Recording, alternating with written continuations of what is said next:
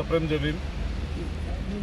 आज केज शहरामध्ये वंचित बहुजन आघाडीच्या तालुका आणि शहर कार्यकारिणीच्या निवडी संदर्भामध्ये आम्ही बैठक घेतलेली आहे। या बैठकीमध्ये बऱ्याच विषयावर चर्चा झाली।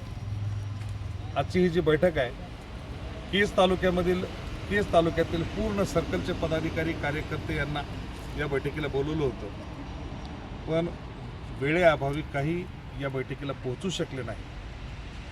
म्हणून आजच्या या बैठकीमध्ये फक्त आम्ही तालुका कार्यकारिणी आणि शहर कार्यकारिणी याविषयी चर्चा केली, पण अधिकृत तालुका कार्यकारिणी आणि शहर कार्यकारिणी आम्ही या ठिकाणी काही निवडली गेली नाही।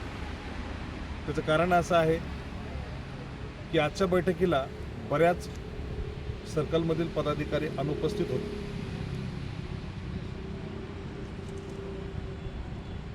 जिल्हा परिषद पंचायत समितीचे निवडणुका आहेत त्या अगोदर होतील का जिल्हा परिषद निवडणुकीच्या नंतर? आजची जी बैठक आम्ही आयोजित केलेली होती त्याचं मुख्य कारण हेच होतं की सध्या विधानसभेच्या निवडणुका झाल्या। विधानसभेच्या निवडणुका झाल्यानंतर आमच्या केज विधानसभा मतदारसंघामध्ये पक्षाचा अधिकृत उमेदवार काही कारणास्तव दिला गेला नसल्याने आम्ही एका उमेदवाराला अधिकृत उमेदवार म्हणून जाहीर केलं होतं आणि जाहीर केल्यानंतर कार्यकर्त्यांमध्ये संभ्रम निर्माण झाला होता। आणि आजची ही जी बैठक आम्ही आयोजित केली होती की येणाऱ्या जिल्हा परिषद आणि पंचायत समितीच्या अगोदर कार्यकर्त्यांनी जोशानं कामाला लागावं आणि पक्षवाढीसाठी काम करावं, यासाठी आम्ही ही बैठक घेतलेली आहे। आणि भविष्यामध्ये जिल्हा परिषद आणि पंचायत समितीच्या निवडणुकीच्या अगोदर 100% या ठिकाणची कार्यकारिणी जाहीर होईल।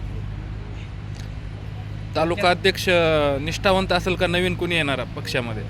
आता तालुका अध्यक्षाची, शहर अध्यक्षाची निवड आणि कार्यकारिणीची निवड ही कोणाचे बगलबच्चे यांना संधी दिली जाणार नाही। जो पक्षासाठी अहोरात्र काम करणारा आहे, जो पक्षासाठी धडपडणारा आहे, जो पक्षवाढीसाठी काम करणारा आहे, तो कोणत्या का जातीचा असना आम्ही त्याला संधी देणार, जेणेकरून त्यानं पक्षवाढीसाठी काम करावं।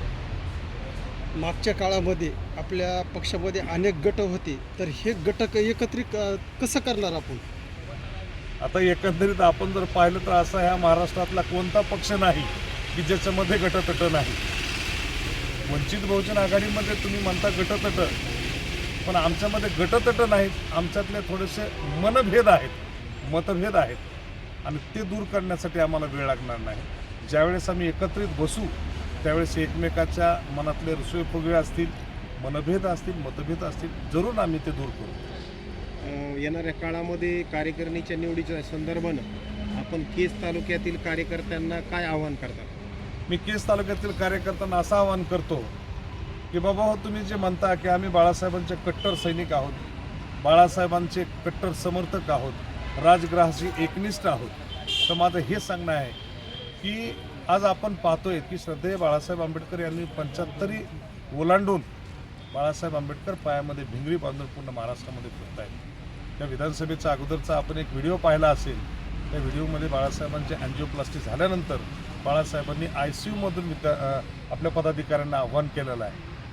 आणि मी हेच सांगतो की कार्यकर्त्यांना कधी तो अधिकार आहे की ज्या वेळेस बाळासाहेब आंबेडकर ज्या पद्धतीनं महाराष्ट्रामध्ये पायाला भिंगरी बांधून फिरतात, त्याच पद्धतीनं आपण आपल्या तालुक्यामध्ये पायाला भिंगरी बांधून फिरून पक्षवाढीसाठी ज्यावेळेस तुम्ही काम कराल त्याच वेळेस तुम्हाला तो अधिकार आहे, असं माझं मत आहे। बीड जिल्ह्यामध्ये जिल्हा परिषद असेल, पंचायत समिती निवडणुका वंचित बहुजन आघाडी लढवणार का?